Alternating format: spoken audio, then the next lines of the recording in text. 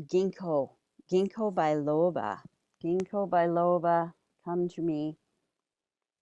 Ginkgo biloba, um, Ginkgo biloba leaves I picked from my trees today.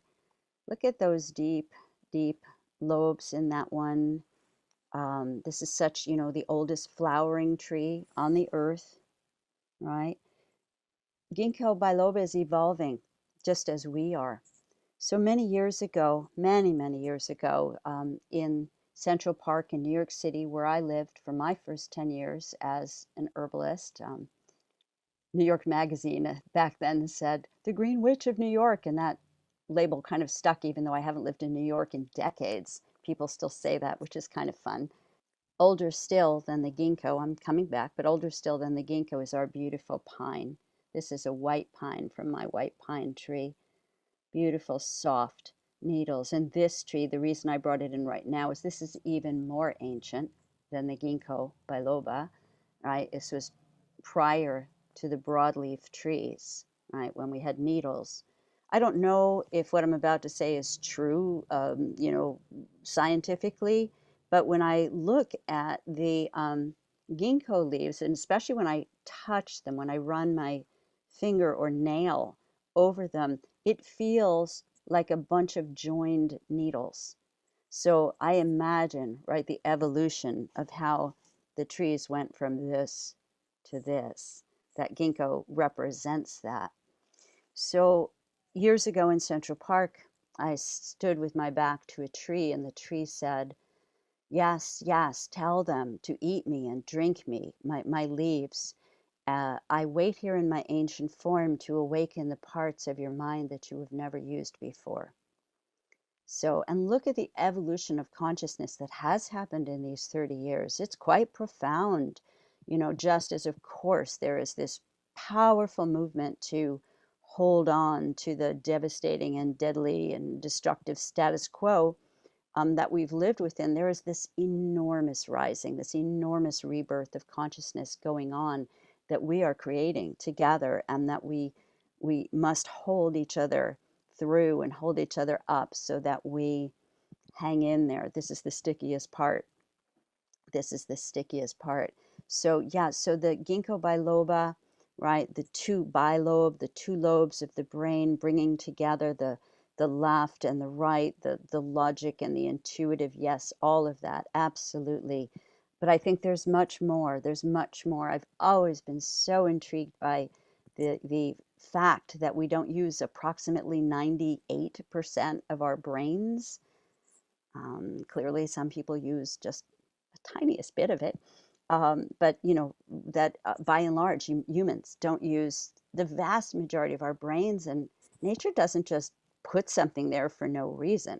So it's time to awaken more faculties, and this intuitive awakening is part of that. It's part of that.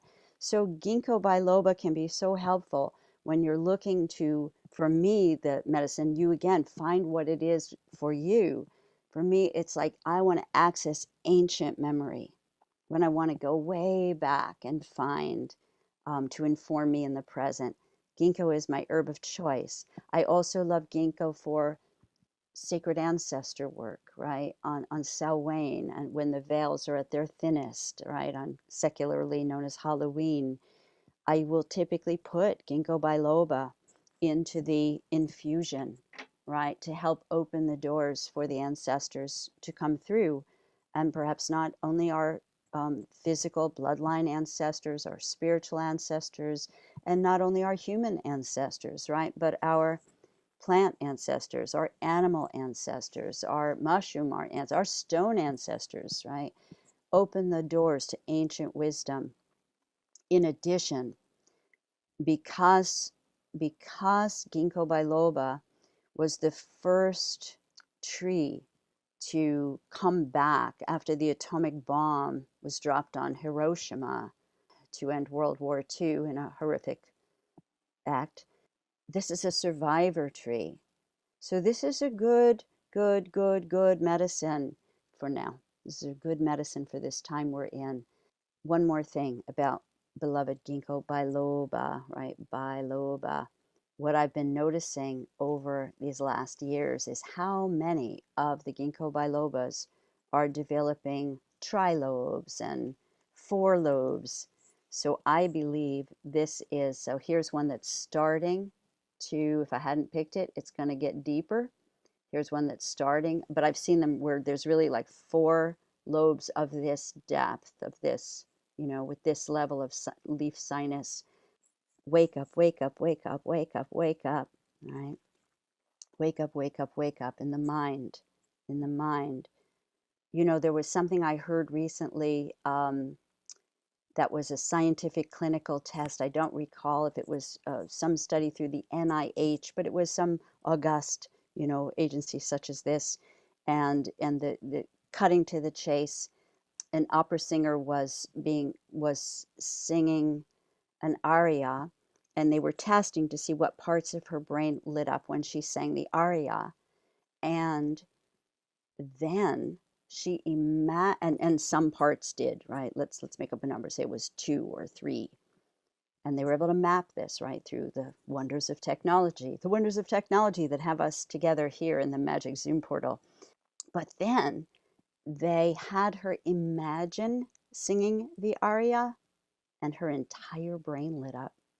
Her entire brain lit up. I'll just leave you with that. No comment. All right, one comment. Our minds are powerful, powerful. And what we create in our minds with clear hearts from love absolutely can influence and shift and transform our lives and the world around us. Hey everyone, this is Mason with HerbRally. Thanks so much for watching today's video. If you liked it, please give it a thumbs up and also go ahead and subscribe. We come out with new herbal content each and every week. If you didn't know, HerbRally also lists herbalism events. We list herbalism events chronologically. We list them also by state. So you could just go ahead and search by Oregon or Wisconsin or wherever you live. You can find out what herbalism events are happening in your neck of the woods. We also list herbalism events, virtual herbal events. So if you can't make it to an in-person conference or plant walk, we list lots of virtual events as well. To find out more, you could go to herbrally.com/events or herbrally.com/virtual. But if you can help it, I would highly recommend trying to go to an herbalism conference. Those are some of the best learning experiences I've ever had, and that's where you can find different herbal teachers, and then maybe you could perhaps take their apprenticeship. But yeah, just do what you can. Get out there and learn about the herbs, you know, like yarrow, dandelion, corn, you know, all the above, like all the medicinal herbs. And we'll see you out there. Hope to see you at an herb conference. All right, bye.